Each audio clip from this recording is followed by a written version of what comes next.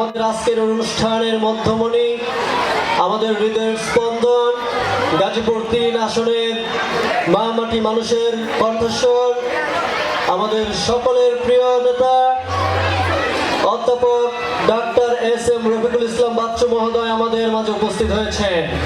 তিনি শিরিন আওলাদ মডেল স্কুলের এই প্রাঙ্গণকে করেছেন উদ্বেলিত। আমাদের শিক্ষার্থীরা তাকে বরণ করে নেওয়ার জন্য প্রস্তুত রয়েছে। প্রধান অতিথির আগমন, শুভেচ্ছার স্বাগতম। শুভেচ্ছার স্বাগত। প্রধান অতিথির আগমন শিরিন আওলাদ মডেল স্কুলের পক্ষ